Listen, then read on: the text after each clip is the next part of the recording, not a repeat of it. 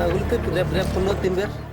প্রতিষ্ঠার পর থেকেই অপরাধ দমনের পাশাপাশি নানা অভিযোগ ও সমালোচনার কারণে বিতর্কিত হয়েছে আইন শৃঙ্খলা রক্ষাকারী বাহিনী র্যাপিড অ্যাকশন ব্যাটালিয়ন। বিশেষ করে বিচার বহির্ভূত হত্যাকাণ্ড, গুম, মানবাধিকার লঙ্ঘন এবং রাজনৈতিক পক্ষপাতের অভিযোগে বারবার আলোচনা সমালোচনার কেন্দ্রে ছিল র্যাব। এবার সেই র্যাবের অভিযান সক্ষমতা বাড়াতে 163টি গাড়ি কেনা হচ্ছে। বিভিন্ন সময়ে র্যাবের কর্মকাণ্ড নিয়ে দেশে বিদেশে ব্যাপক সমালোচনা হয়েছে। এমন পরিস্থিতিতে অন্তর্বর্তী সরকারের শেষ সময়ে প্রথম গাড়ি কেনার প্রস্তাব অনুমোদন দেওয়া হয়, আর আজ বিএনপি সরকার তা কেনার সিদ্ধান্ত দেয়। র্যাবের বিরুদ্ধে মানবাধিকার সংগঠনগুলোর অভিযোগ, ক্রসফায়ারের নামে অভিযানে বহু ব্যক্তিকে হত্যা করা হয়েছে, যেগুলোর বেশিরভাগ ক্ষেত্রেই নিরপেক্ষ তদন্ত হয়নি।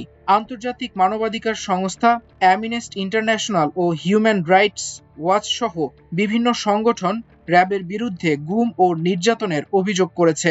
পরে 2021 সালের 10 ডিসেম্বর যুক্তরাষ্ট্রের ট্রেজারি ডিপার্টমেন্ট মানবাধিকার লঙ্ঘনের অভিযোগে র্যাব ও এর কয়েকজন শীর্ষ কর্মকর্তার উপর নিষেধাজ্ঞা আরোপ করলে বিষয়টি আন্তর্জাতিক পর্যায়েও আলোচনায় আসে। এরপর থেকে র্যাবের কার্যক্রম, জবাবদিহি ও সংস্কার নিয়ে নতুন করে প্রশ্ন ওঠে। এমনকি জাতিসংঘ শান্তিরক্ষা মিশন থেকেও র্যাবকে নিষিদ্ধ করা হয়। আজ বৃহস্পতিবার সচিবালয়ে অর্থমন্ত্রী আমির খসরু মাহমুদ চৌধুরীর সভাপতিত্বে অনুষ্ঠিত সরকারি ক্রয় সংক্রান্ত মন্ত্রিসভা কমিটির বৈঠকে এসব গাড়ি কেনার প্রস্তাব অনুমোদিত হয়। গত 5 এপ্রিল অর্থ মন্ত্রণালয়ের অর্থ বিভাগ পরিপত্র জারি করে সব ধরনের যানবাহন কেনা বন্ধ রেখেছিল।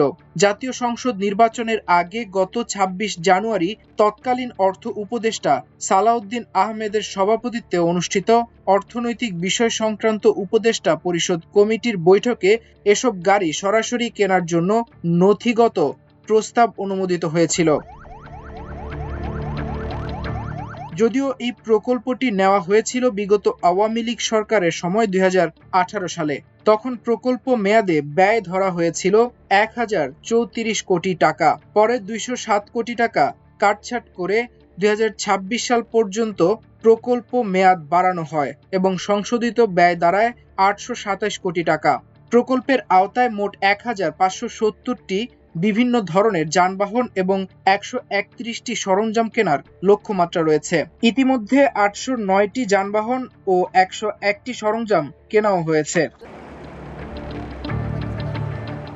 যদিও সরাসরি ক্রয় পদ্ধতিতে এসব গাড়ি কেনা হবে। গাড়িগুলো সরবরাহ করবে সরকারি প্রতিষ্ঠান প্রগতি ইন্ডাস্ট্রিজ লিমিটেড। এর মধ্যে আছে 3টি জিপ, 100টি টহল পিকআপ ও 60টি শীততাপ নিয়ন্ত্রিত মাইক্রোবাস। এসব গাড়ি কিনতে খরচ হবে 122 কোটি 27 লাখ টাকা।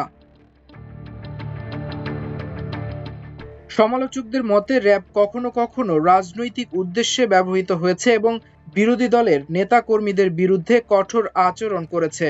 তবে র্যাব এসব অভিযোগ বরাবরই অস্বীকার করে আসছে।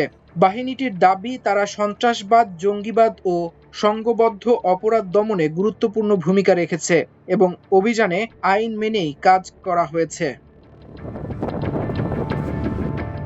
মাল্টিমিডিয়া ডেস্ক, আমার দেশ।